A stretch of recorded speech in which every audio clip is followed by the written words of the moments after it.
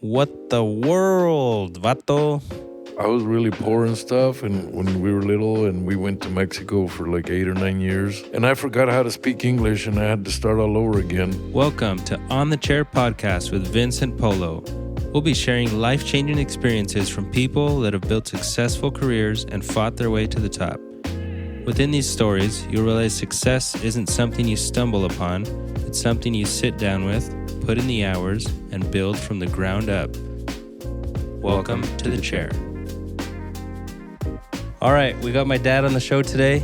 We're going to get started with rating his sayings. Everyone who knows him knows that he has a bunch of funny sayings. Oh, yeah, lots. I want you to give all your sayings a 1 through 5 rating. 1's the worst, 5's the best, and give us a quick explanation of what they mean for us young folk. Well, if it's okay, first I wanted to say that I just arrived here in Phoenix from Monterrey, Mexico, and it was a beautiful ride, and I feel really good to be here tonight, and with my son Polo the third, and I'm Polo Jr. the second, and Vince is Vince number 4. But yeah, we're all a bunch of numbers right here, and we're just gonna have fun, and it's gonna be crazy. I'm ready for a great night tonight. Oh, yeah. Thanks for coming. Let's get started with the sayings. We got your most famous saying, anyone who knows my dad, sopas carnal. What does that one mean? Just try to hang on to yourself here because sopas is actually comes from the word soup, like Campbell soup, and chicken noodle soup, and then just the Mexicans are really weird that way. Mm-hmm. They use creative weird words and very creative to say something that they want to say. And so, yeah, sopas carnal means like, wow, dude, like that's awesome, and just what do you rate that saying 1 through 5? I think that one's gonna be I think like a 3. Like a 3, yeah. It's not that good, yeah. No, no, it's good. What about it's getting really bad? That one's good. That one's bad.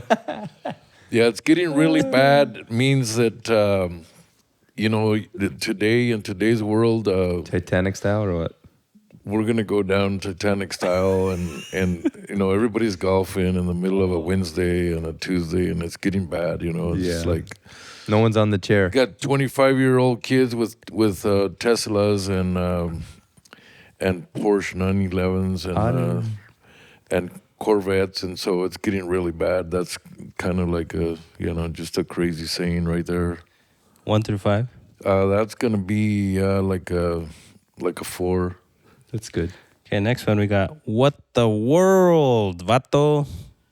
So what the world? You gotta notice that there's no D at the end? How do you spell it? It's a WURL. WO. What the world? No. WURL. That's how he's spelling it. What the world? I was really poor and stuff, and when we were little, and we went to Mexico for like 8 or 9 years, and I forgot how to speak English, and I had to start all over again. And and instead of saying "what in the world," there's no D and there's a U in there. It's "what the world," and everybody thought that was hilarious, and everybody was saying "what the world" that's all over the state of Washington. So that was pretty cool. Like a 4? Yeah. Way too many parties. 1 through 5. Yeah, that one's good. Recently, that's been the last 5 years. That one's come up. Context of that one? The reason that that one came about is that we're a really crazy family, and there's way too many of us, and too many parties. Monday there's a birthday party, Tuesday there's a quinceañera, and on Wednesday there's a sweet 16, and then Friday there's a wedding, and then there's a pool party on Saturday, and then Sundays. Mm-hmm. It's like, how do you guys get any work done around here? There's way too many parties. Oh, yeah. So I always like, where are you at? He says, I'm golfing. Way too many parties. That's a good one. Okay, so, 1 through 5, that one. That's a good one. Yeah, it's a pretty good one. That's got to be a 2 or something like that. I think a 3 to 4, honestly. That's a good one. That one hits. And then we got the Lickin pass, though. Tell me about the Lickin pass. The Lickin pass is probably number 1, maybe. I don't know. But So 5 is good. 1 is bad, 5 is good. Oh, the 5 is good. You went backwards. I thought we were going top to bottom. No, 1 through 5.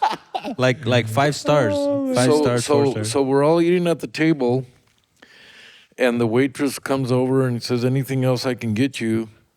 Would you guys like some dessert?" Have you ever been there, Vince? I was there in Disneyland, remember? When I was 11.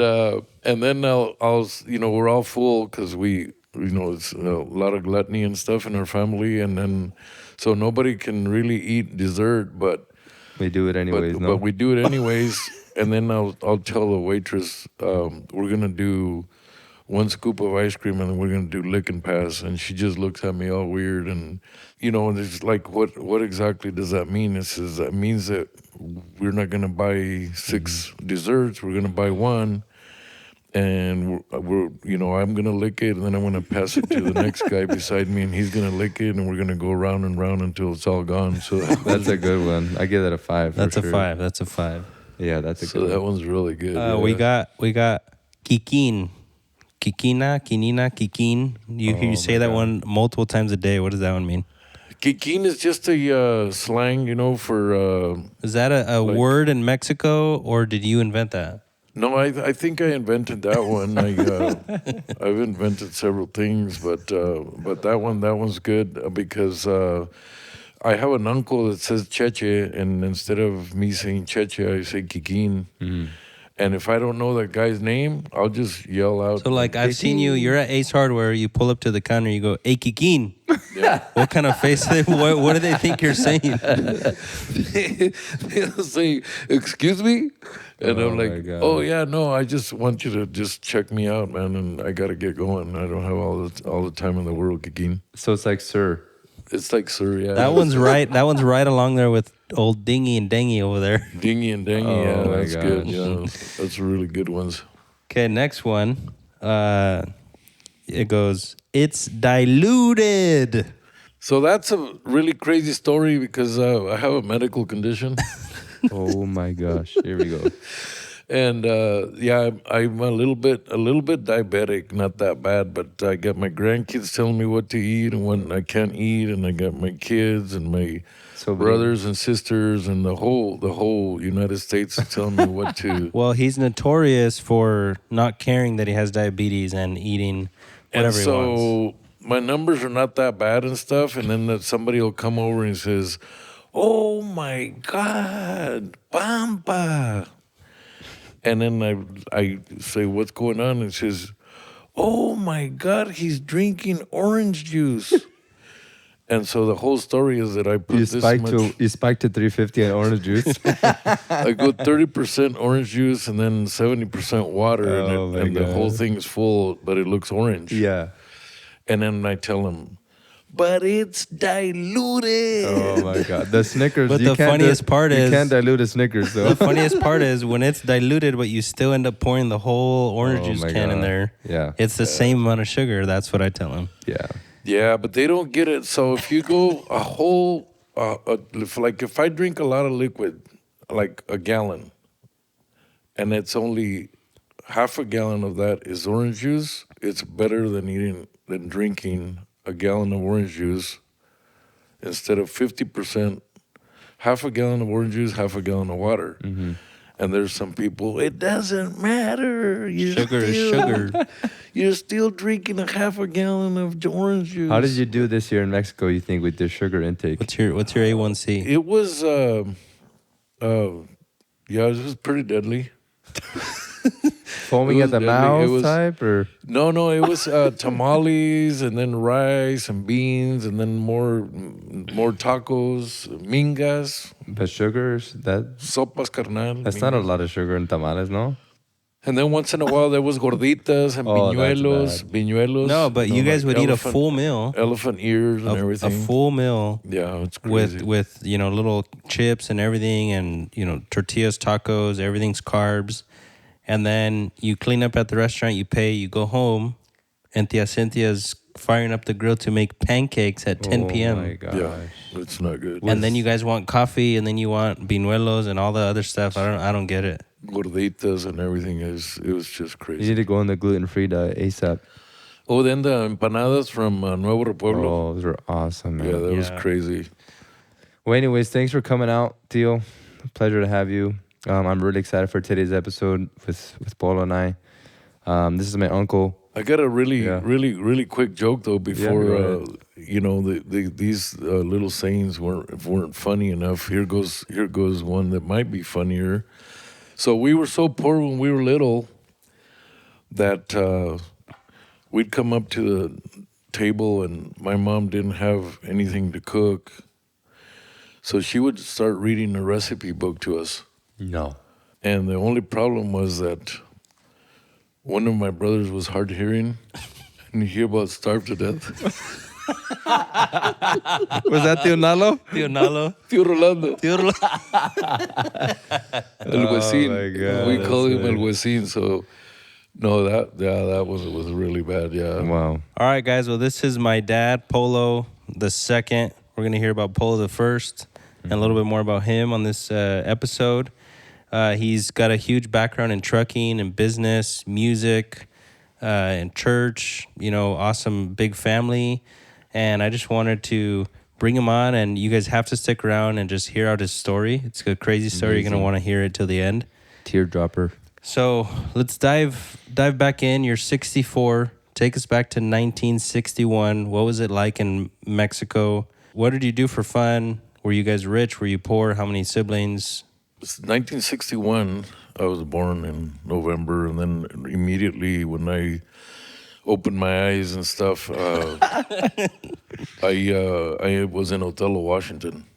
My mom and dad got married somewhere in '59, and then 2 years later or so, I came along, and I was really, I don't know what to call it. I don't want to sound weird or anything, but I was a kind of a special kid because I was the first grandchild on the Cantu side, the boy grandkid. I have two older female grandkids older than me, but I was the oldest boy, and so I grew up with a lot of a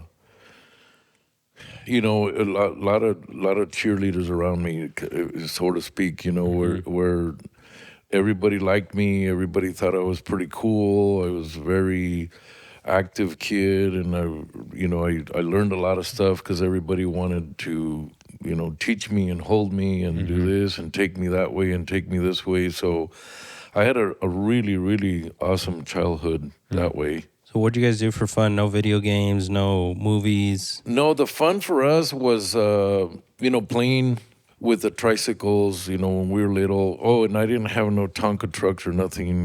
We didn't have money enough to buy Tonka trucks. So we'd grab this little stake, wooden stake, and then grab maybe a little 1x4 and then put a nail through it. And that was the bed, the flatbed. And the stake was the truck. And then we'd pull the stake across and then we'd get some wet dirt and mount it up really high on the bed, and then we were hauling like little 10-wheelers or little dump trucks from one place to another. Later on in life, when I was 5, 6 years old, and we could afford our first little yard sale dump truck from a little Tonka, rusted Tonka, which I thought was like the end of the world for me. It was a dream. Wow. It was just a beautiful thing to have one of those in my hands. But the other thing we did was we worked a lot. We got taught how to use the wheelbarrow and the shovels and the talaches and the wingaros and any kind of tool. I was helping my grandpa Anselmo Cantu in his ranch in Mexico at a very young age. San Benito? In San Benito. San Benito. And he had the oxen and the plow and the whole deal, just like what you see in magazines or TV or whatever. And I got to walk right there where Teocano lives now, my grandpa's house. Yeah. And I got to, plant corn and do all kinds of different things and load up the carreta with corn stalks. Wow. 14 feet high, and throw ropes and tie everything down and go, take loads back to the ranch and back and forth like that. So it was just an awesome childhood for us to Active, yeah. very active and learn and you got to understand in the Mexican culture everybody grows up real fast, and by the time you're 16, 17, 18 years old, most of our parents were getting married Wow. at a very young age because they already knew, what it was like to provide for the family and work and just go out there and chase the bacon. Your dad was a huge influence in your life. Let's start with, you're about how old when he goes to start his business in Mexico? From moving to Othello, right? Back to In Washington. 1973, if I remember, my dad buys this awesome, crazy Cheyenne Super long bed Chevy pickup with a 454, and then all of a sudden he had some cousins in Mexico that used to own a bulldozer business, and so talking with them, he got convinced that would be a really awesome business to pursue, but my dad always wanted to be an entrepreneur. He had the itch. He had the itch everywhere he went. He was trucking, and he was always doing something to try to make extra money and that type of deal. And my mom was driving a 53 Chevy, one axle. My dad was driving a 67 Chevy, one axle, and they were both hauled potatoes and sugar beets and stuff in Washington. Well, when he decided to switch from trucking to bulldozer business, we went to Houston. He got trained, went and bought the cat in McAllen or Mission, Texas, and then we switched it over to Mexico. How old are you? And I'm only 13 at that point. Wow. And then he starts working and everything's going really good, and he's, knocking down shrubs and mesquites and big old monster trees, and he's, fixing the land for farming. And so he moved his wife and kids all the way across the United States. Well, what was the theory about? I mean, most people want to come to the United States. You guys got there. We're in Washington State. Why go back to Mexico? The theory in my dad's head was that he wanted to go back to his heritage, and make it happen over there without, being in the United States and having to, work for somebody part-time. And because he was driving tractor and he was planting and working for farmers, and then when harvest would come, he would hop on the trucks just like everybody else, and they would start hauling and be their own bosses for a little while. But most of the year there wasn't a year-round consistent work with the trucks, so they always had to go back and be employees. Apparently my dad had big dreams of never being an employee again, and he wanted to be a boss and have his own business.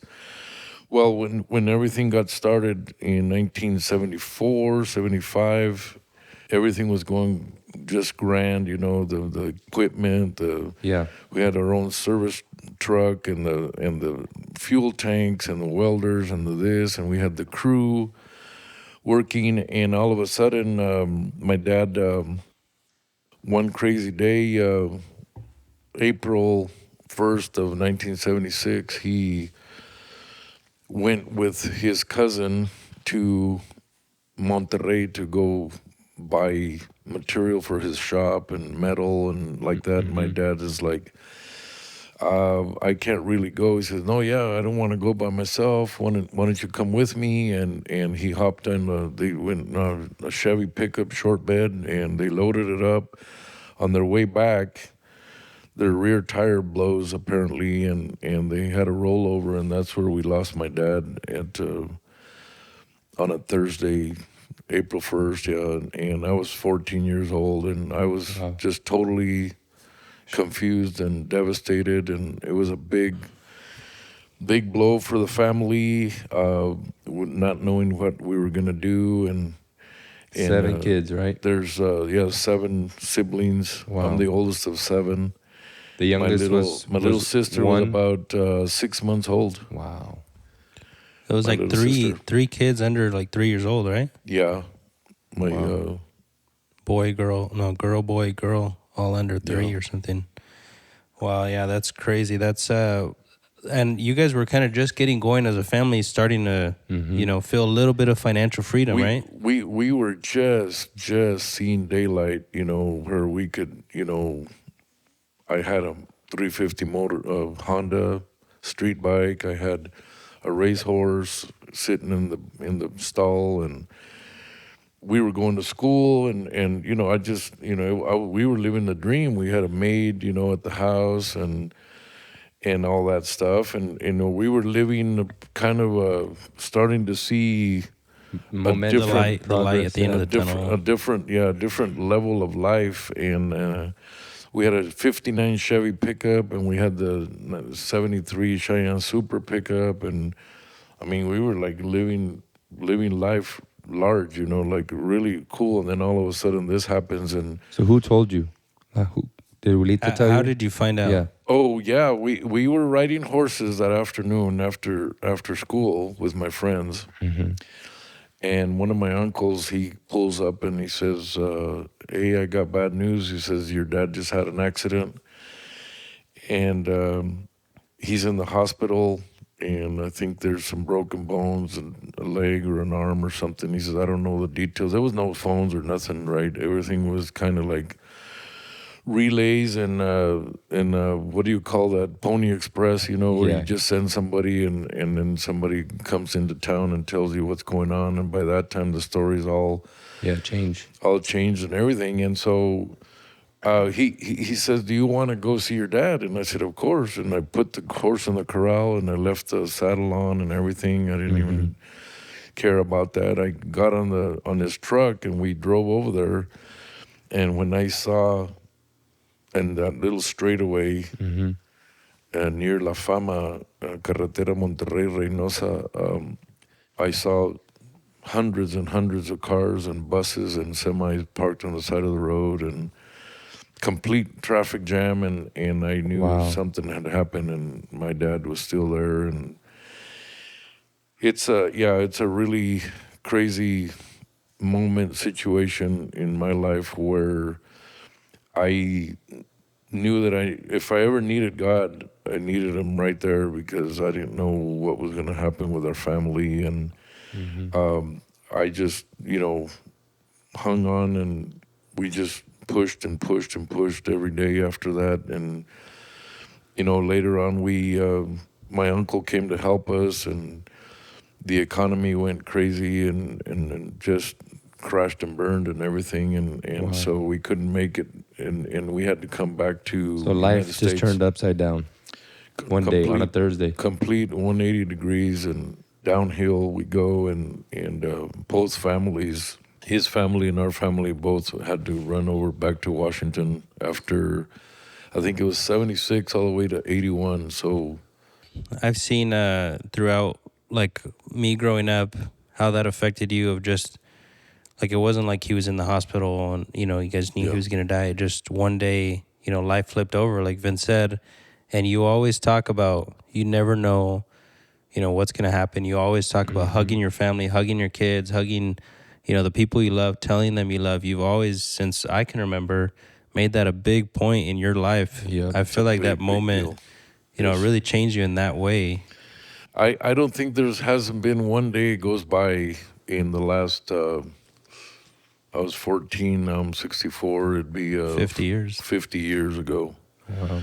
50 years of my life, I've always thought, when I leave the house or get up in the morning and I hit the floor, am I going to come back today? Or is this my last day that I'm going to be alive? And so I make it a big point to, hug my wife and kiss her goodbye, and my kids, when they were home. And I that day that my dad passed away, he gave us some coins, and he Yep. Rubbed your head. rubbed my head, and he says, you guys need to be good boys and good kids. And then that's the last time we seen him. And so it left a big mark in my life, where I don't take things for granted. I really, always make it a point. Like if we're sitting at the table, I always want a deep conversation. I don't want to be talking Small about talk. the weather, small talk. What kind of socks are you wearing? Purpose, with purpose, yeah. Everything has to have a purpose because I feel that time is so valuable, and I always wish that I had a dad, and I didn't have him, and it's been, a very Yeah. crazy, Yeah. situation for me that way, and so yeah, I just tell everybody, just love who you have around you, and always, make special moments. I was gonna say, when I went to college and I kind of got out of our family, circle, I started meeting a lot of kids that their families didn't necessarily talk about anything, important. It was all small talk and talk about the plans of, the flight lands at this time today, we're gonna get there at this time, or what's the plan tomorrow, day-to-day stuff. And it's very rare to find families that actually sit down and talk about deep stuff every day, not just when some event happens, but or maybe not every day, but once or twice a week. And that's something that you've taught us, not only your kids, but all your nieces and nephews. Everyone knows that, when you're around, we're probably gonna, like yesterday we went to dinner and you said everyone go around the room and tell, everyone else something about yourself. And you kind of like to get the deep talk going because you want to go way deeper than surface level right away. And that's why you've been so good at networking too, because anyone you meet, you cut right in there right away. Absolutely, yeah. It is just something that's so embedded in my heart. It's ingrained in my heart, in my blood, in my DNA, everything that I don't care if it's music, I don't care if I'm fixing something, I don't care if I'm teaching my grandkids something. It's a very huge passion that I have to make every minute count. I don't care who I'm with. We got to have some deep conversations. Yeah. It's just been a very awesome experience. So kind of going back to, Grandpa Polo's death, how did you cope with that? Being 13, I'm sure you're kind of, you don't know what to think, what to do. How did you deal with that from 13 to 21, 22 years old, do you think? One thing that we have to talk about a little bit here is that we were raised very different. And so real quick, I'm going to try to summarize this in a very quick way. My dad had 13 siblings alive. I think there was 14 or 15 total, but 13 that lived. And so those 13 siblings today, there's only 2 left. Wow.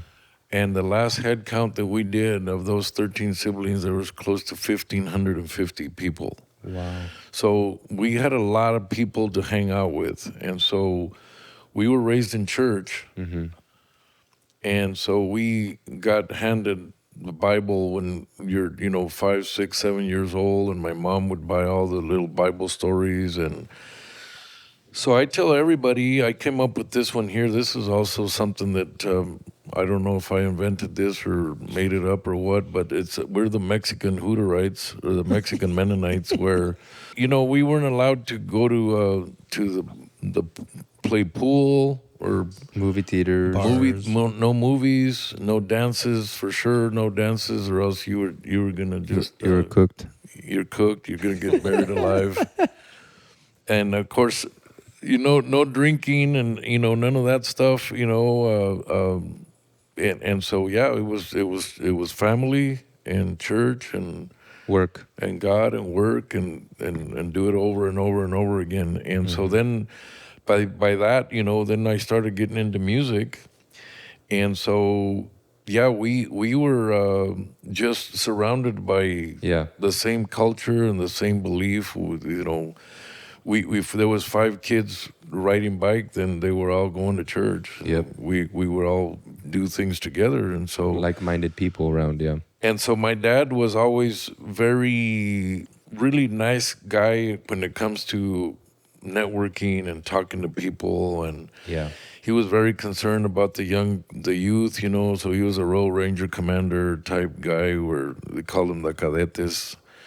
and so he would do campouts and take us to the Bulldozer and Yeah. take us horseback riding and motorcycle riding. And so it was really a very cool deal that I think I inherited a lot of His traits, yeah, like his that. traits and the way he carried himself with people. And always, he would go to all the other towns around San Benito and pick up kids, and he made little special benches that go Wow. on top of the fenders of the long bed 59 Chevy, and he would load it up and bring them to the Wow. children's church in San Benito. And I still, to this day, I run into these guys that say, man, he goes, I'll never forget how your dad used to take us to church in that pickup. He goes, and so it's a really Wow. really special legacy, and we're trying. A lot of people, they say, well, what if, or I miss my dad, or what if he was here, what Yeah. would it be like? And I'm saying I'm going to stop asking those questions and saying, what am I doing Yeah. today and tomorrow? What did I do yesterday? My dad's not here, but I'm here. So I'm going to take over that mantle, that legacy, and say, well, if my dad was here, would he be proud of me? Well, maybe, yeah. Well, am I proud of my son? You know what I mean? And Yeah. don't just expect, Yeah. give me some, clap your hands at me or whatever. But also, you honor the people around you and you tell them, hey, you're doing great. Yep. I'm proud of you. I'm so happy for your family. You got awesome kids. You're a smart guy. Just keep on, just building people up Yeah. all the time. Yep. I agree. So I want to go back to the coping part. 13 to 25 years old. How did you really kind of deal with that? And was there anyone that, like, no one can replace your dad, obviously, but did someone step in as a father figure, or did your mom kind of take both roles, or were you kind of just an adult No, right there? I had some really good role models. My tío Anselmo Cantú, Tío Chemo, taught me a lot of stuff. Hands-on mechanic work, and I ended up being a diesel mechanic and got my certificate in Monterrey, Mexico, and I have to thank him for that. And then I had Tío Arturo Cantú, also always doing his best to mentor and to, Which he was your pastor too, right? give me motivation. And Yeah. he was a pastor before I got married. And then my mom, of course, she was there on a day-to-day. She was just like amazing, always quoting the Bible and the scripture. And don't do anything you're going to regret. Watch what you're looking at, watch where you're stepping into, watch the places you go to, and watch the crowd that you're with. Don't, tell me who you're with and I'll tell you who you are. And she was always on it, like, always, praying for us and asking God and Yep. saying, please, God, don't let my kids be begging for bread out there, in any situation. She was very concerned and worried, as any mother would, for the future of her 7 kids. Yeah. So at this point, were you a U.S. citizen or not yet? I was a U.S. citizen since right after I was born. Yeah, because So you turn 18, you get your diesel mechanic certificate, what, 19, 20 or Yes. 18? 19. Okay, and then what's your thought process? I know obviously you ended back in the States, but like, did the wheels start turning? I mean, you have 6 little brothers and sisters. Oh, What are you yeah. thinking there? I'm thinking, I told my mom, I said, look, Mom, we're not going to make it here. We were so poor. I need to, say that with a lot of respect, because some people would probably, not believe or think that I'm overrating or exaggerating. But I remember my mom pulling the curtains off the living room and making shorts for my younger siblings. Wow. And one day I noticed the pattern of the shorts was the same pattern on some of the curtains that were still up. And that's like the joke of that we were so poor we'd go to the neighbor's house and he had fruit on the wallpaper, and we were licking wallpaper. Oh my god. Licking But- wallpaper, I love it. Guys, it's just an unbelievable journey because I remember so many things that that I would see all my friends, and they would keep coming to the United States and go back, and then Yeah. all of a sudden they're 16, 17, 18 years old. They had a license. They're bringing these awesome cars back to San Benito, and I got nothing. I'm walking. Wow. By this time, my 350 Honda was wore out and it wasn't running or whatever. And so I would hitch rides and just say, hey, take me over here. Let's go over there. I'll just hop on and go wherever you're going and that type of deal. But when I saw this happening, I talked to one of my uncles and I said, hey, would you give me a ride back to Washington? And so you go 73 all the way to 81. That's about, 8 years? 8 years total that I completely disconnected from the United States or English, and we started doing all Spanish and started doing school in Mexico and all that. And so when I told my mom, I says, I found a ride, I'm leaving to Washington, to Othello.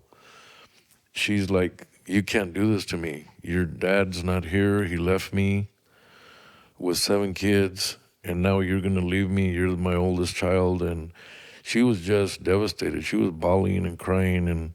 Wow. And then, in tears. And then I talked to my grandpa Anselmo, my mom's dad, and he pulled out $100 bill Wow. from somewhere, and he anointed me with oil and said a prayer for me right there in the kitchen of our house in San Benito Wow.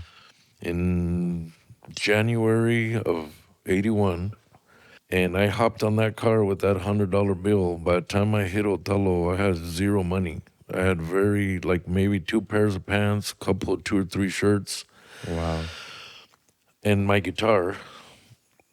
And because my mom did buy me a $125 Epiphone in Monterrey, and by this time I'm writing songs and writing music and really, really diversified. It was really weird how Yeah. I guess I'm a blessed guy that I knew several trades in like music and mechanic and fixing things and welding and running the Bulldozer. And so when I hit the ground in Othello, I got my first job in February of 81 at $4 an hour. Where at? Pure Grow fertilizer company. As a mechanic or? As a mechanic, diesel mechanic for the equipment, and right there in Bruce on Booker Road there, and Pure Grow fertilizer company, and no car. You'd get there was rides no to work, car. or There what? was no car. There was Victor Silverio Gonzalez would pick me up. Americo de Leon would pick me up.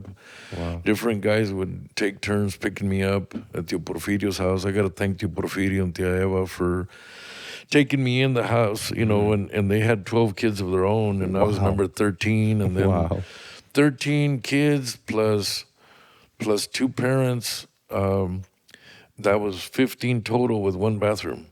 How many square feet was that house? I think it's like, I'm not gonna 1,200, 1,000? No. It was 700 or 800 square feet. Wow. Yeah, just a tiny little 3 What was bedroom, the sleeping 1 bath. configuration on that? The sleeping configuration was 3 bunk beds against the wall, 3 high, and then the rest on the floor, and then all the Wow. guys, all So the you guys got pretty in one comfortable room. with your cousin Nick and Richard. Nick and Richard and Bobby and PJ. PJ was just a little baby, and then the girls in the other room, and my uncles and my aunt and uncle in the other room. So it was Wow. That room had to have smelled, no? it was crazy. It was. So fast forward a little bit with Tom. So you worked there for a little bit. So fast forward to Tom. here's a good topic to talk about. So when I was at Pure Grow, and I noticed that $4 an hour, check out the math, times 8 hours a day, equals $32. $32 a day minus taxes was somewhere around $24 a day. So if you go 40 hours, or even, if you want to go $25 a day in your pocket after taxes and L&I and all that stuff, deductions. So now you're talking about $125. If you worked on Saturday, it might be $150 a week. Wow. That wasn't enough money for me to survive or give my uncle and aunt any money for food or any rent or little alone send money to Mexico. Wow. Forget that, And so right away I You went needed a up, pay grade. I asked for a pay raise, Yeah. and the manager told me, he says, "Who do you think I am?" He goes, "You need to understand something, young man." I was 20 years old.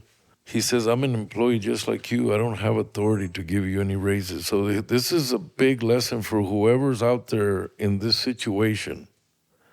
You got to listen to this. The only way that you're going to be above average in your finances is that if you work with the owner of a company directly and he knows you, the owner of the corporation or the farm or the company knows you, Yeah. and he knows what you do, and maybe he will appreciate you and pay you what you're worth, or you build your own business. There's just only those two trails that I saw right away.